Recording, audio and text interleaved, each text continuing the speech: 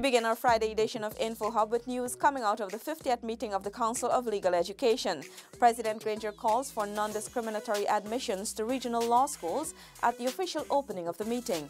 Also making our list of top stories for today, CDC distributes additional supplies, monitors migrants' integration into communities. CHNPA will be conducting a study on squatting in Guyana, and Guyana bids farewell to Chilean Ambassador Claudio Rojas. Now for the details of those stories and more. President David Granger has urged the Council of Legal Education to seek new ways of improving access to and delivery of affordable legal education to all corners of the Caribbean region. The head of state was delivering the feature address earlier today at the official opening of the Council's meeting here. Alexis Rodney has our first report. Addressing the opening of the 50th meeting of the Council of Legal Education at the Marriott Hotel this morning, President Granger called on the CLE to ensure non-discriminatory admissions to the regional law schools. Guyana's need for a greater number of trained legal practitioners cannot be satisfied by the present quotas imposed on our students by regional law schools. Guyana looks forward to the Council of Legal Education to facilitate the education of more specialized legal practitioners in the Caribbean and, of course, in Guyana itself. Currently, Guyana is allowed a quota of only 25 students to pursue studies at the Hugh Wooding Law School. That number is said to be affecting Guyanese in this regard. Attorney General and Minister of Legal Affairs Basil Williams weighed in on the matter, noting that each year Guyanese law students are faced with an enormous financial burden, with fees of 98,000 Trinidad and Tobago dollars. The Attorney General said these fees are unaffordable. Our students simply cannot afford this high cost and therefore are deterred from a legal career. As Attorney General, I have received many calls and visits from students who have excelled at the undergraduate level, but because of costs, cannot complete a legal education. The Attorney General said although the government assists with 25% of the cost, the remainder is still a hurdle. This is the 5th time the CLE meetings are being hosted by Guyana. The meetings were held here back in 1975, 1981, 1987, and 1994.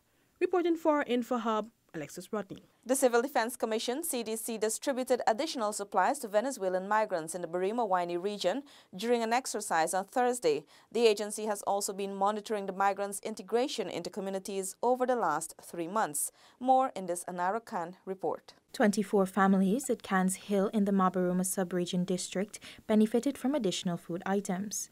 The CDC also visited the indigenous community of Whitewater, where non-food items were distributed to 46 migrant families. Acting Director General of the CDC, Lieutenant Colonel Kester Craig, stated that the opportunity was used to assess the integration of migrants into the communities.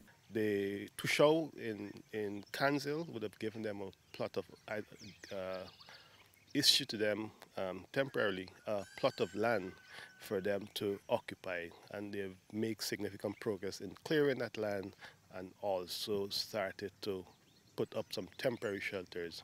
The Acting Director General explained that at Whitewater, there are 2 groups of migrants categorized as those who would have remigrated over a year ago and those who have recently arrived. The person who have returned to Whitewater over a year and a half ago, they have already integrated into the community. The Tushao and the village council would have given them lands and they've started to plant. As a matter of fact, they've already reaped some of their crops. But what we do, we try to make them a little bit more comfortable and we issue to them the non-food items. The team visited Gaja Landing, where approximately 30 migrant families who crossed Guyana's borders over the last month were observed. Lieutenant Colonel Craig told InfoHub that the CDC recognizes the need for food and non-food items to be distributed to migrants in that area. He disclosed that supplies are being mobilized. For InfoHub, Anara Khan. Guyana bids farewell to its first Chilean ambassador. At a function hosted Thursday evening, several government officials lauded Ambassador Claudio Rojas for his work here. Among the officials attending the ceremony at the Cara Lodge Hotel were Prime Minister Moses Nagamutu and Minister of Foreign Affairs Carl Greenidge. According to Minister Greenidge, the historic fete that took place in 2015 when Rojas was first appointed has yielded visible fruits. We have been able to have meetings at the presidential levels which have been marked by significant steps, significant improvements in the level of cooperation.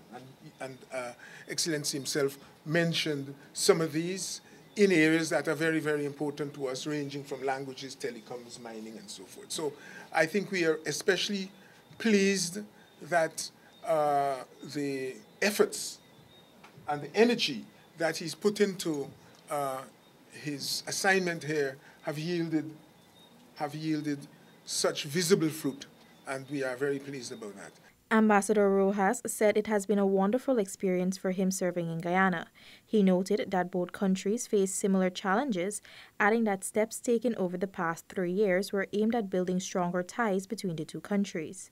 We honor our cultural differences because we believe that in diversity is richness.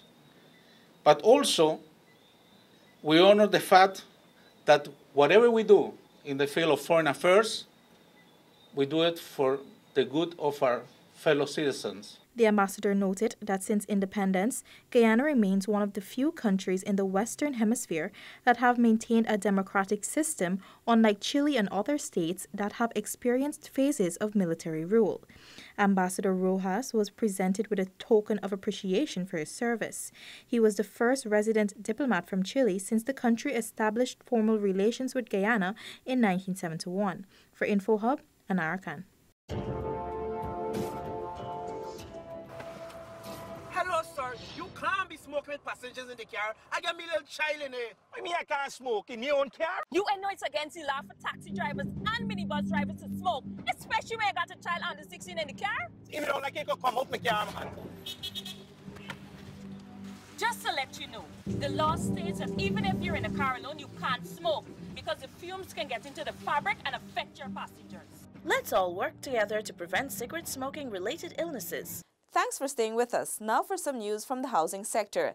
The Central Housing and Planning Authority, CHNPA, will soon conduct a study on squatting in Guyana, a move mandated by Cabinet, according to Minister within the Ministry of Communities, Valerie Adams-Yearwood. Seneca Thorne has details. Minister Adams Patterson Yearwood, who has responsibility for housing, said that the investigation aims to resolve the issue of illegal land occupation across the country. We hope to be able to come up with a solution. I know we're not going to rid squatting in the next 5 years, maybe not even in the next 10, because it's so extensive here in Guyana, and it's all regions, all areas.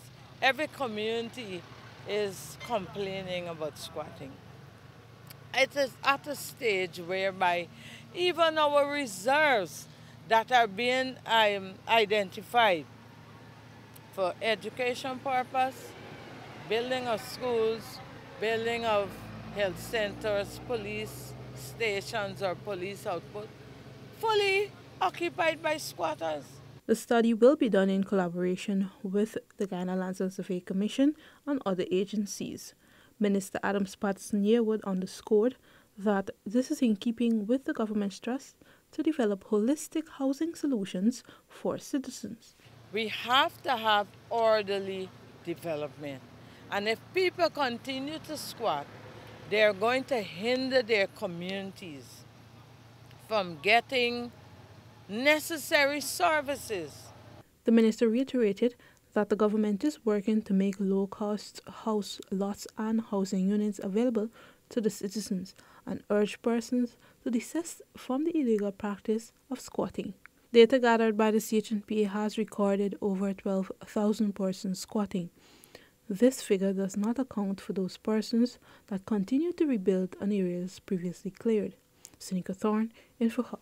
Budget 2019 consultations continue today as the Commission of the Elderly submitted its proposals to Minister within the Finance Ministry, Jaipal Sharma. The details in this report. Minister Sharma welcomed the Commission's participation and commended the organization for submitting a written list of proposals to facilitate the consultative process.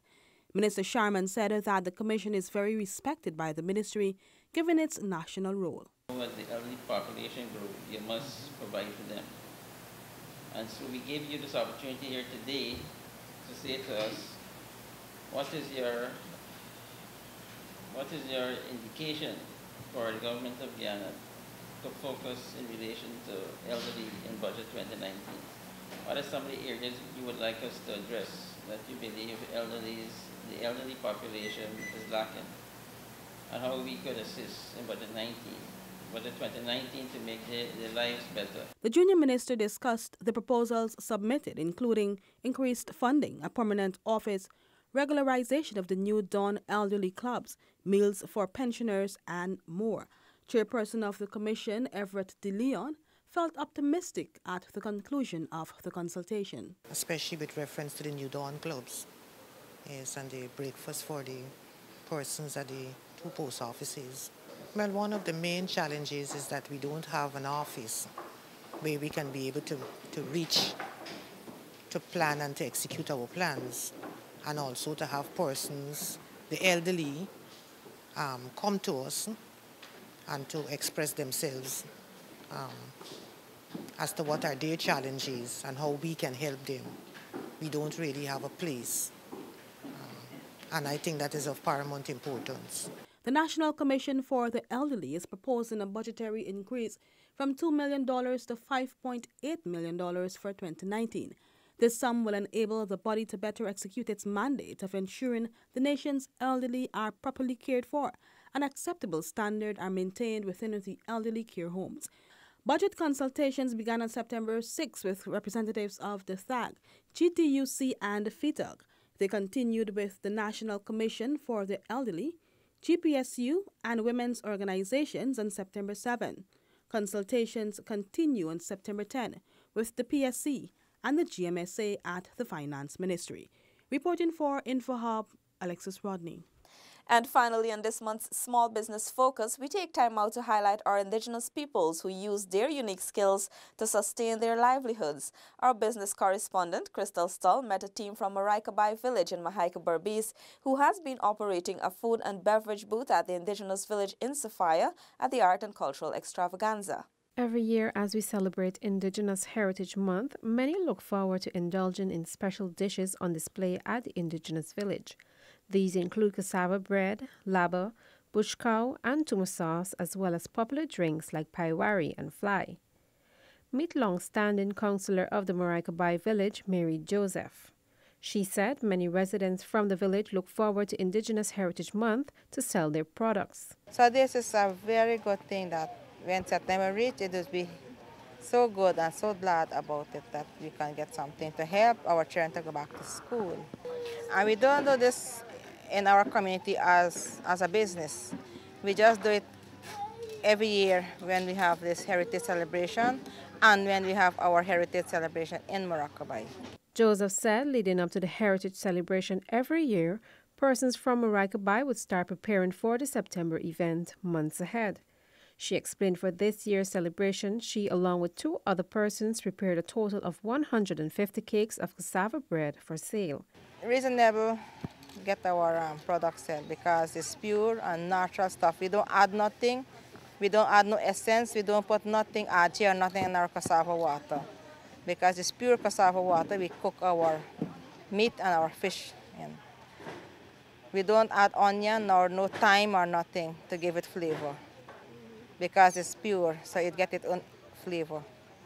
Just salt, pepper, and we steam our meat with black pepper and with salt, and that is the flavor. Joseph added this year they were not faced with challenges of transportation and accommodation since the Ministry of Indigenous Peoples Affairs supplied them with benabs and means to travel. We thank the ministry that helped us, and we thank the Ministry of Indigenous Affairs again for grant us this little hut that was built for the Warao to showcase, and we ask if the Maraikabai people can stay because we don't have no relatives in Georgetown or nowhere to keep our stuff that we bring out to sell. This year, Maraikabai 12 vendors participated in the food and craft sale. The increase in vendors was due to the council promoting farming and self-help in the village. She encouraged other persons from indigenous villages to get into farming and obtain the necessary food handler certificates to participate in the annual exhibitions. Persons interested in the unique dishes can place orders on 602-4165. Reporting for InfoHub, Crystal Stull. We leave you with your CPL update and, of course, your bridge and weather reports. Goodbye.